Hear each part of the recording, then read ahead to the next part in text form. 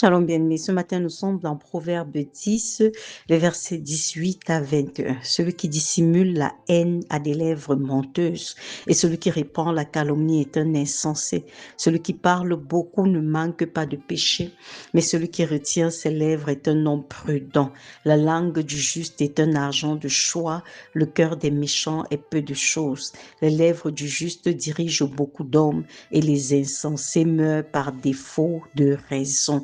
Donc ici, ce matin, on parle du péché de la langue, bien aimé, on parle du pouvoir de la langue. C'est l'apôtre Jacques qui pouvait dire que la langue est un petit membre, mais elle agit comme un feu qui peut embraser toute une forêt. Vous savez, maîtriser sa parole, maîtriser les paroles qui sortent de sa bouche, c'est vraiment un exercice. Il faut être quelqu'un de très discipliné pour pouvoir le faire parce que tout le temps, on a envie de parler, on écoute si on veut commenter, on veut, et ce n'est pas toujours dans le bon sens, mais pourtant, ici, nous sommes prévenus des dangers de la langue, n'est-ce pas? La Bible nous dit par ailleurs que la vie et la mort sont au pouvoir de la langue, bien-aimé. Tu dois comprendre que Dieu a créé toutes choses par la parole, n'est-ce pas? Il a mené à l'existence les choses qui n'existaient pas par la parole. Regarde l'histoire de la création au commencement dans Genèse et tu vas voir que Dieu dit que la lumière soit et la lumière fut,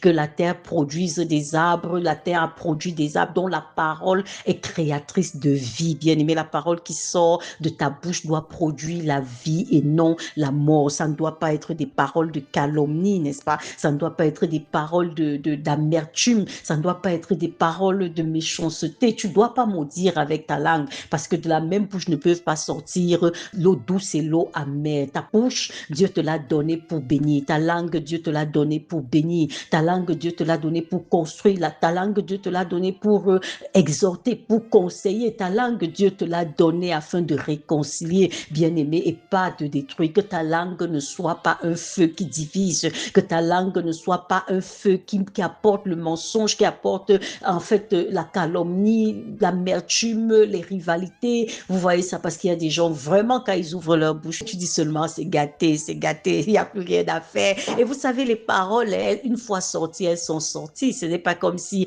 quand la parole est sortie de ta bouche, tu ne peux pas la ravaler, bien aimé. Et ça continue de produire des désastres dans les cœurs, dans les vies, parce que tu as heurté, tu as blessé, tu as dit des choses. Donc, tu dois comprendre ce matin que ta langue est pour bénir, même sur ta propre vie. Et ça commence même d'abord par ta propre vie. Tu n'as pas le droit de dire n'importe quoi de ta propre vie. C'est toujours comme ça, ma situation. Je suis un malchanceux. Rien de bon ne se produit jamais chez moi. Voilà un peu le genre de déclaration que les gens font de façon naïve au quotidien, mais tu es en train de te détruire. En fait, ce que tu es en train de faire, c'est que tu es en train de te maudire. Parce que quand tu ne dis pas du bien de toi-même, tu dis du mal de toi et tu te maudis. Tu comprends ça? Ta bouche doit dire ce que Dieu dit de toi. Je suis béni pour être une bénédiction. Tu comprends? Ma vie va de gloire à gloire. Avec Dieu, je fais des exploits. Nous écrasons nos ennemis, n'est-ce pas? Je suis une bénédiction pour des multitudes. Ça, c'est la vérité de ta vie parce que c'est ce que Dieu dit de toi. Et peu importe à quoi ressemblent les circonstances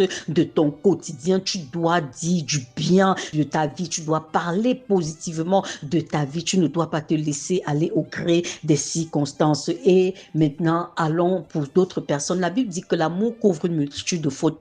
N'est-ce pas? Ça veut dire que même quand quelqu'un a mal fait, ce n'est pas ta responsabilité de passer le temps à rappeler le mal que les autres ont fait parce que c'est un peu comme ça. Oui, en 1925, il avait d'abord fait comme ça. Après, en 1900, il a encore fait. Après, il a encore fait. Après, là, c'est toujours comme ça qu'il est. Non, non, non. Si toi, tu es là pour toujours rappeler les erreurs des gens, rappeler les fautes que les gens ont commises il y a longtemps, tu es toujours là pour dire comment, pour voir toujours ce qui ne va pas, pour voir toujours ce qu'il y a de mauvais, pour attiser les haines, pour toujours mettre enflammé, n'est-ce pas? Lorsque tu vois qu'il y a une dispute là, tu viens, la phrase que tu jettes là, c'est seulement pour mettre davantage l'huile sur le feu. Non, tu n'es pas une bonne personne et tu dois changer, tu dois corriger ça aujourd'hui parce que tu es appelé à être une bénédiction. Ta langue doit être une langue de réconciliation, une langue d'amour, une langue de réconfort, bien aimé, une langue de réconfort. Donc, c'est pour ça que ce matin, quand il nous dit Effectivement, que les lèvres du juste dirigent beaucoup d'hommes. Tes lèvres doivent être des lèvres qui profèrent des paroles de sagesse, bien-aimés, qui profèrent des conseils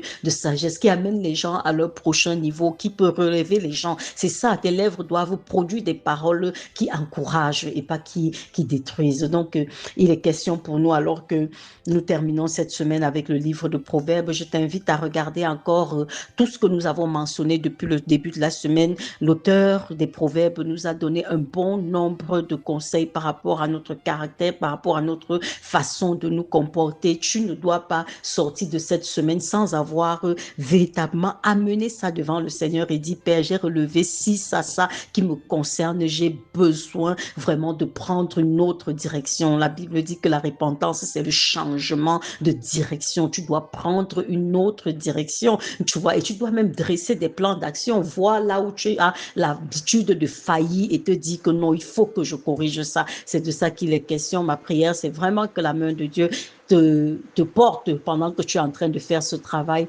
dans le nom de Jésus. Shalom, bien-aimé.